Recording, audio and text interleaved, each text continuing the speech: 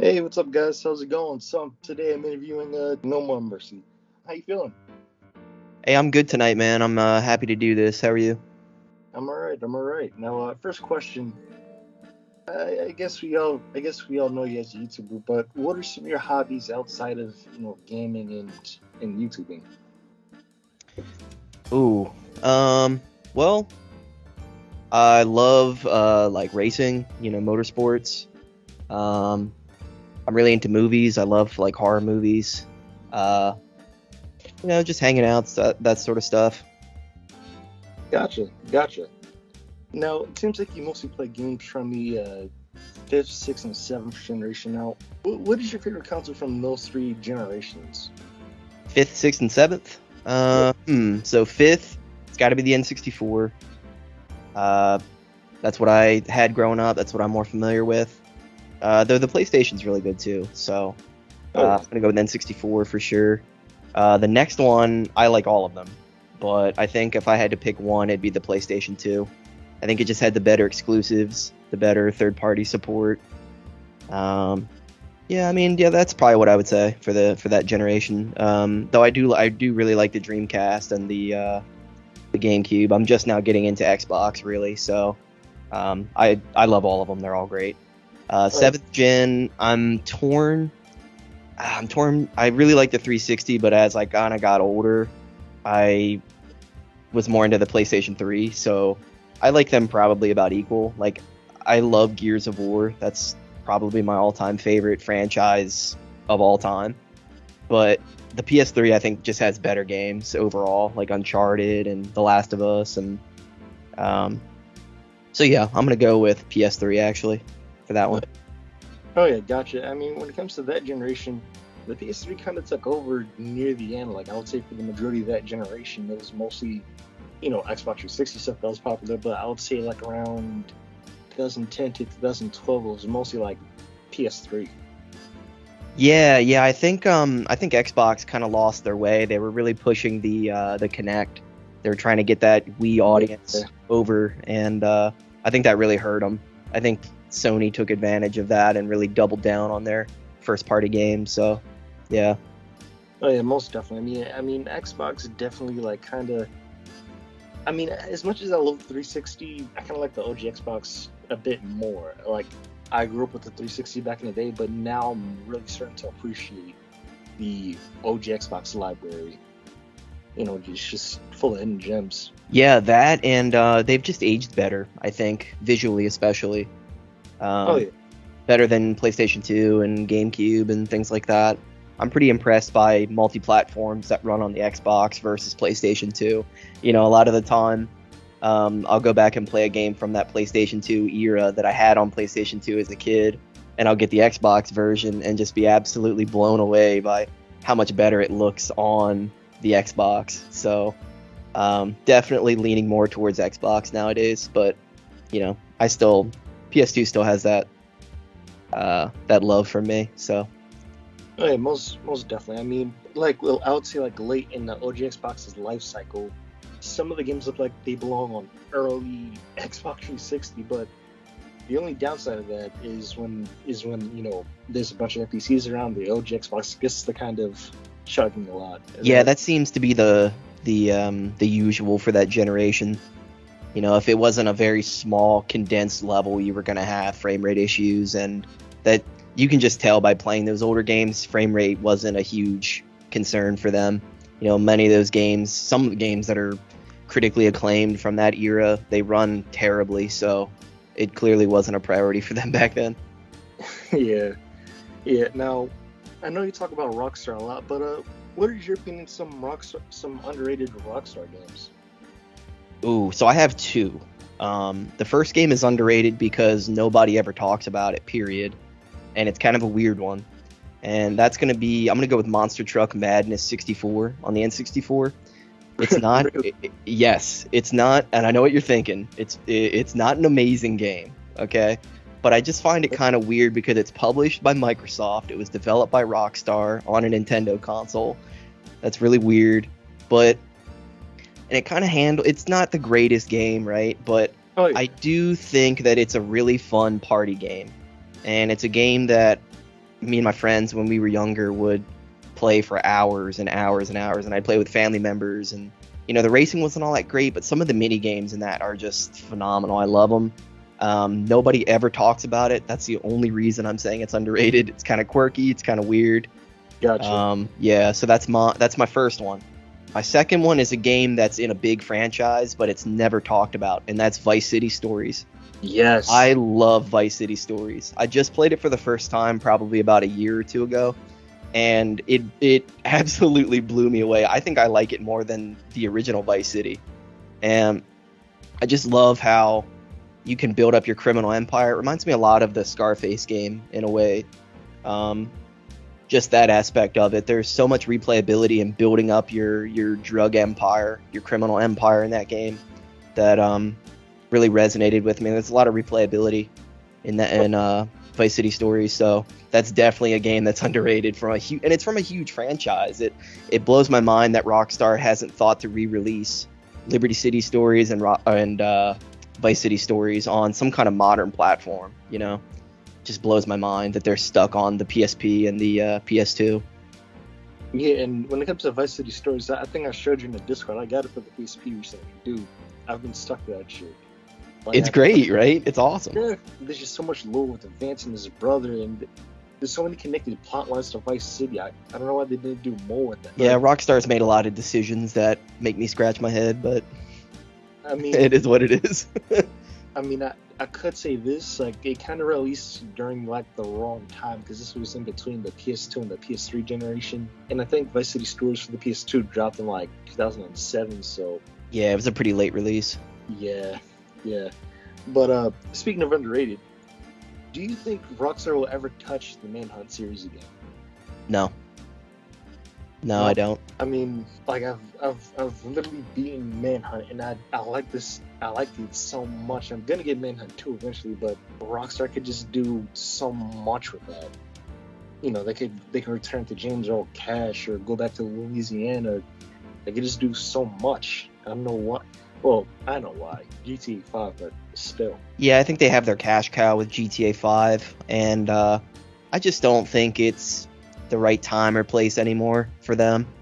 Yeah. They seem more focused on multiplayer. They seem more focused on that aspect, like the pseudo MMO type games, at least with GTA 5. And I think GTA 6 will probably be something similar. But yeah, I just don't think Manhunt really fits. Even Red Dead 2's online is pretty much dead. It hasn't gotten an update in over a year. They don't really pay attention to it. So for me, I don't think Manhunt would fit that mold. Plus, I think it would just cause too much controversy. I think they'd have too much heat on them. I don't think they want that. Yeah, I could definitely understand, man. Plus, I mean, they basically kind of replaced the Midnight Club series, which is kind of sad. They've killed so many series, and it bothers me. It really bothers me. Yeah, I mean, Rockstar just has so many titles under the library. I mean, they were undefeated on PS2. I like to say that. They were undefeated. Yeah. They had so many amazing games. The early games were cool, but they weren't, like, genre defining. Like Smuggler's Run and Midnight Club and stuff. They were good, but they weren't amazing to me. But GTA 3 came and it just blew everything up. The GTA series, Red Dead Revolver was really fun. The Manhunt games was a great stealth game. Then they continued to create new Midnight Clubs, and they got better and better and better. The Warriors, awesome game from them. Love it. Great beat 'em up. Yep. So they had a lot of games. They were pretty undefeated back then. I like to say. I mean, they had a few missteps here and there, but the Austin Powers games for the Game Boy Color. Yeah. But for me, it's whenever back then I saw that Rockstar logo, I knew that was the seal of quality. I knew that game was going to be really fun. It was going to be really replayable, and here we are in 2022 talking about PS2 games from Rockstar. So that should tell you all you need to know, really, about them. Yep. Now, a more serious question: who or what inspired you to do YouTube? So, for me, I had always watched videos like the ones I make, but I always felt like they were a bit too long. I always felt like they ran on a little too long. and it was just something that I thought that I could maybe do a little better, maybe do a little more, like, more to the point. I feel like a lot of these channels, they go on and they talk about very specific story bits, and they go on, and like the video is 40 minutes long or something like that. And I figured that my channel could be a way to recommend games to people rather than, you know, spoil them or go like step by step through the game. So that's basically what it was. I had been streaming on Twitch for probably about a year and a half before I started the YouTube channel. I started the YouTube channel in April of this year. And so I was streaming on Twitch, and I just wasn't really seeing a whole lot of engagement. I'd get, you know, the same usual people in there, which is cool. But I just wasn't seeing the engagement. I didn't feel like that I could get my message across properly by just playing through the game on Twitch. So I thought I would give YouTube a crack, and it's been really fun. I've been enjoying it a lot. I've been making videos since, I don't know, 2008 or 9, just kind of on and off having fun with it, but I've never actually made anything like this. But there's a few channels I still watch nowadays, like I really like Mini-Me. I really like his channel. I really like, what's his name? Nakey Jakey. He doesn't make videos anymore, but I really like his videos. So I just thought that I could maybe kind of hit the points a little quicker.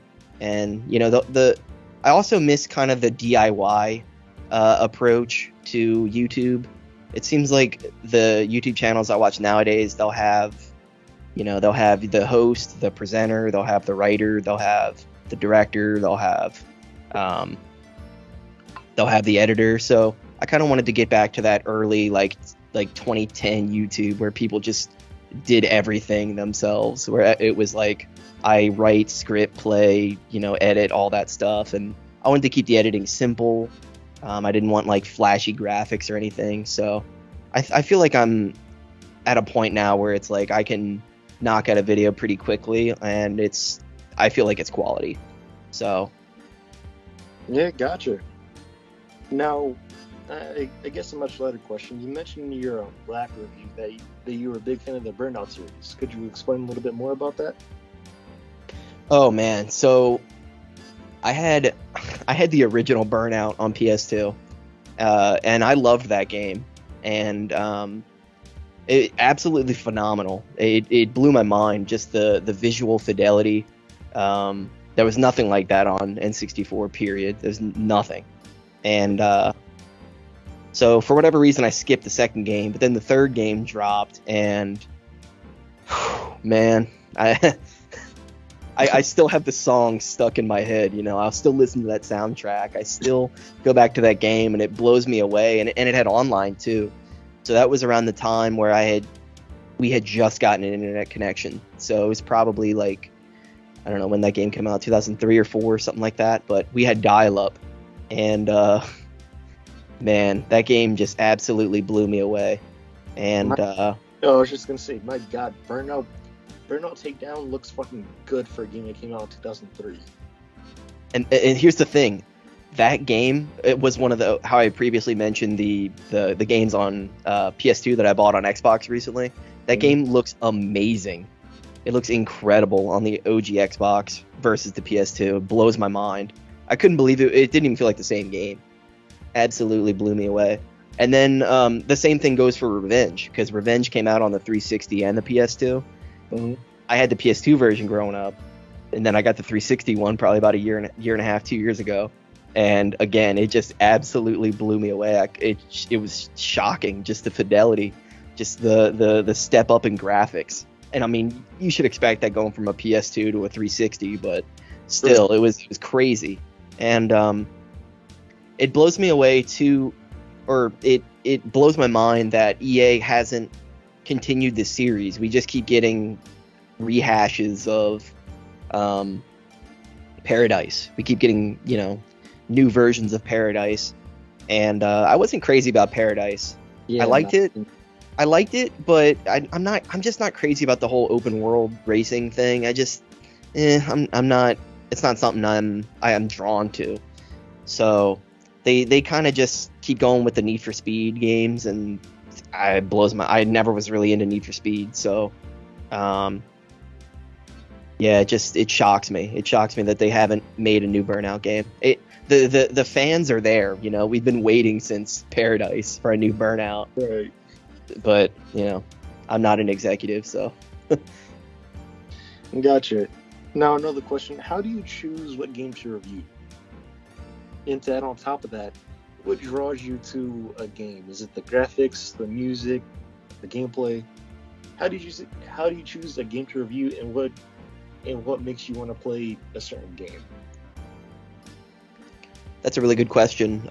So for me, it really depends on the week. So sometimes I want to attach a story to a game. If it's a game that maybe is something I grew up with, something that I shared moments with family members or friends with, something that I can give that personal attachment to, whether it's maybe like a movie I'm a fan of, if it's a movie game, or like I said, if it was a party game with friends or family.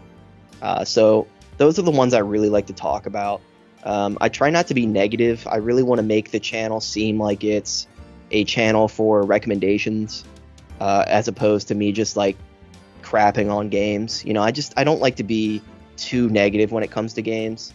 And if I do have to be negative, I try to be as quick as possible about it, because again, like I'm trying to recommend games. I'm not trying to like put people off.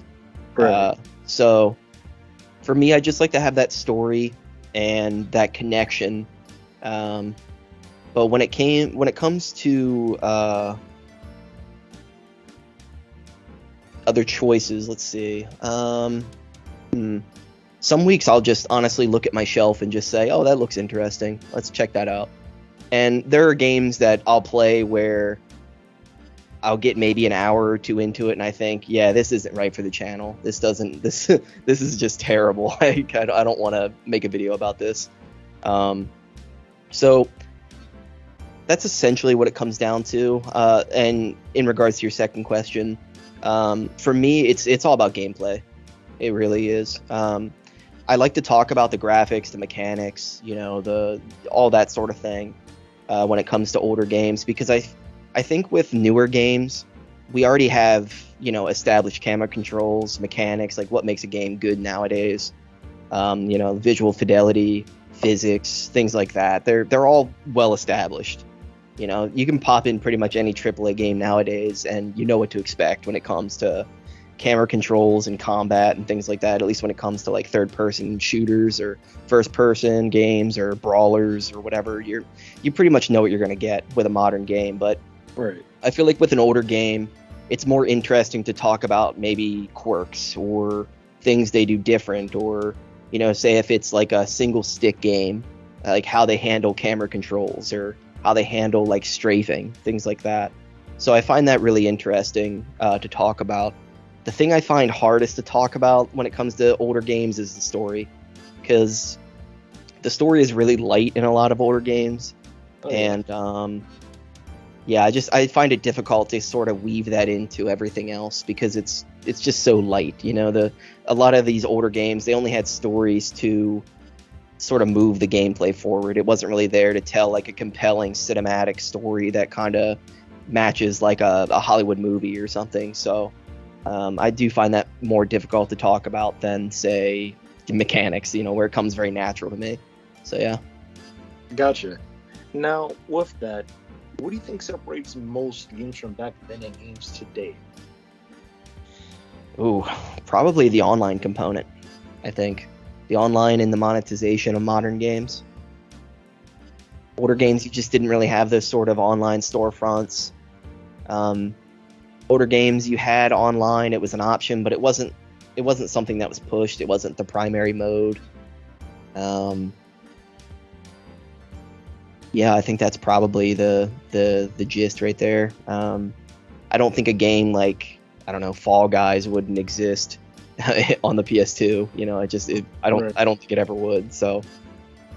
Right, and I guess to sort of add on to that question, do you believe that games have sort of lost their creativity? Because a lot of games from the 5th, 6th, and 7th generation were great. I mean, Ape Escape, Jet Set Radio, fucking Manhunt. There's a lot of creativity there, and and I just don't really see that in modern games. What do you think? I think you're onto something when it comes to AAAs. I think AAA studios are starting to take after Activision. Activision, for a while, only was publishing Call of Duty and, their big franchises. And, I mean, here we are today. They still really are only publishing their big franchises, like doubling down on them. And I think that other studios are starting to do that as well. Like Microsoft, I mean, look at Microsoft. They're publishing Gears, Halo, Forza, and that's about it when it comes to their AAAs. So, I mean, shit, they haven't done anything with Blanks in decades. Yeah, or Banjo even. Yeah. I think the AAAs are slacking in that regard. But I think right now is a great time to be a gamer because not only do you have the older games that are still available to you, you have all these great new indies and AA titles that are out there. And I think those studios, I mean, they're still putting out great games nowadays. So there's more choice than ever, I think, in the industry right now. So I think right now is probably the best time it's ever been to be a gamer, retro or current. I mean, the internet too is huge. I mean, back then, say 20 years ago, you had no idea what you were getting yourself into sometimes, unless you had, a magazine subscription or something like that. And even then, those guys, they could have been paid off or whatever. You weren't getting, other players, their opinions. You were getting an editor's opinion. So, I I think right now is the best time, just in terms of availability and, ease of access, with digital distribution and things like that. So, right now I think it's the best time to be a gamer. I don't think that the industry's declined or anything like that. Oh yeah, no. I won't say it's declined. It's just I feel like it lost that oomph that the older generations had. I feel like there should be a proper way to bring these old franchises back to life with not just a remake, but possibly a new game. Yeah, I would certainly welcome a new game in any of those series. But, and unfortunately, I think that these studios have gotten comfortable with what makes them money, and that's what they decide to pump more money into. So, it's unfortunate, but it's kind of the state that we have right now with AAAs. But, I mean, the AA's are doing great things. I really like what THQ has been putting out lately. They just announced I'm blanking right now. Alone in the Dark, that's it. A remake of that. Sort of in the Resident Evil 2 style. The Resident Evil 2 remake style. So that looks really cool. And speaking of Resident Evil, I really like what Capcom has been doing. Again, they're focusing mostly on their big franchises, but I do like that they release these compilations here and there, and we finally got a new Mega Man game like a few years ago, so Oh, and Square Enix too. Square Enix, they historically haven't abandoned their older games, so I really like how they're willing to put money into lower budget titles and maybe even localizing games that only released in Japan. So I think that's really cool too. It's unfortunate where most AAAs are, but I think there's still some good games out there. There's still plenty to choose from. Oh yeah, no question. I mean, with the indie scene, and I mean, there's a lot of variety, but of course, when it comes to AAA, there's really nothing. But I don't know, man. I think there's a lot of great games. If there's a lot of great indie games out there, it could possibly grow. Yeah, there's plenty of indie games out there, plenty to check out, and I'm very impressed with some of these games. I mean, a lot of them are, I just can't get into them. They usually have some kind of like pixelated, cute style or something like that, or they're 2D platformers that are just meant to bust your balls over and over again. I just can't get into stuff like that, but I think there's a lot of great stuff out there, especially from New Blood Interactive. I'm a big fan of them. And Devolver Digital, they put out a bunch of great indie games. So, it's it's definitely not dead. So. Oh yeah. Well, thanks for being on here, man. Hey, man, that flew by. That was fun. Yeah, it was. Yeah, I guess, guys, if you want to, go check out No More Mercy. Produces great stuff. And what's gonna be your next video? Ooh, I don't know. I'm still working on it. We're gonna keep that under wraps. Actually, you know what? I'll give you one hint. It's another movie game. You have to come to the channel to check it out. All right. Well, yeah, guys, if you want to, like, subscribe, do whatever you want to do, and yeah, I guess see you guys later. Do you want to say anything else? No, that's all, man. Thank you for having me on. It was a lot of fun, and yeah, I think you said it all for me. So appreciate that. Yep. See you guys later. Peace.